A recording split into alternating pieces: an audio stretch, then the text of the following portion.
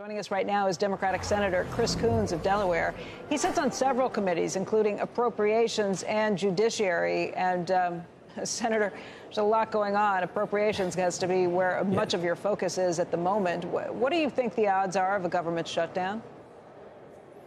Well, Becky, I'm increasingly concerned that they're high and getting higher. Here in the Senate, we've been doing our work. The Appropriations Committee on which I serve has passed all of our bills with big bipartisan margins, and we're ready to move forward with passing them and sitting down with the House to begin hammering out the spending bills for this coming year. But the House hasn't produced anything, and frankly, the House Republican majority has tried everything but working with Democrats in the House. I'm concerned that Speaker McCarthy's challenges with the more extreme end of his caucus are only getting sharper as the time is getting shorter. And Becky, a government shutdown doesn't just hurt millions of Americans who rely on different government services. It hurts our reputation around the world. It reinforces Xi Jinping's argument that the American political system is incapable of meeting this moment on the world stage, too. What's the solution? I mean, if the idea that the short-term plan that the GOP's put forth at this point, if that's kind of dead on arrival in the Senate, what is the answer? Well, the answer is for Speaker McCarthy to keep his word. To be blunt, months ago, the leaders in the House and the Senate and the president reached a handshake deal about spending levels for the next 2 years. This was the debt ceiling deal.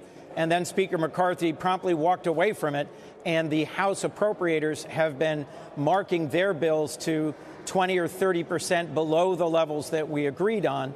I understand that he has a very difficult caucus. I understand that he has folks gunning to take him out of the Speaker's chair. But frankly, Speaker Pelosi, when she was Speaker, also had a very narrow margin and yet managed to corral a very wide caucus that had a lot of internal disagreements. This is a challenge of leadership. And I think Speaker McCarthy needs to come forward with a proposal that actually has some chance of being resolved with what we're doing here in the Senate. This is a moment for leadership between the heads of all four caucuses. The consequences for the average American in terms of the impact on our economy, our daily lives, and our strength on the world stage are too great. And I think there are too many who are cheering on the idea of a shutdown.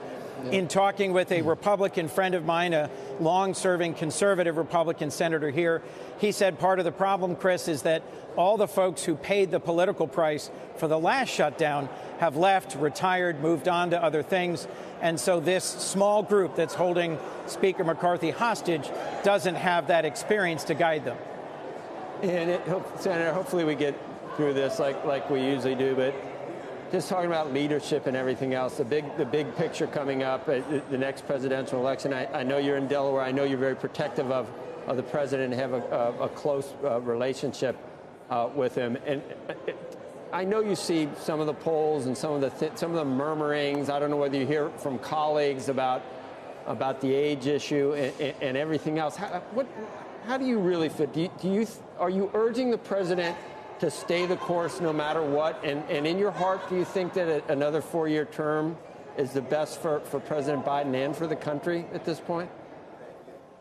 Well, Joe, what I talk about a great deal when people have questions or concerns is first, the core question is too old for what? President Biden is running to be president, and he has a very strong record. Our economy continues to move along with the lowest unemployment for the longest period in 50 years. It's been below 4% for more than a year and a half. We continue to have robust job growth, 13.5 million jobs, 850,000 manufacturing jobs. And the legislative record, in particular, the bipartisan legislative record of these first 2 years is remarkable, from infrastructure to reducing drug prices to investing in mental health to strengthening our manufacturing economy. And I could go on. I think President Biden has a very strong record to run on. So when there are questions and concerns, I say to them, compared to what? As President Biden often says, don't compare me to the almighty, compare me to the alternative. And the alternative here is someone whose record, I think, stands in sharp contrast. Many of the things I just reviewed, former President Trump promised to do. He promised to reduce health care costs. He promised to rebuild our infrastructure. He promised to strengthen manufacturing. He didn't get those done. President Biden has gotten those done, and most of those accomplishments were bipartisan.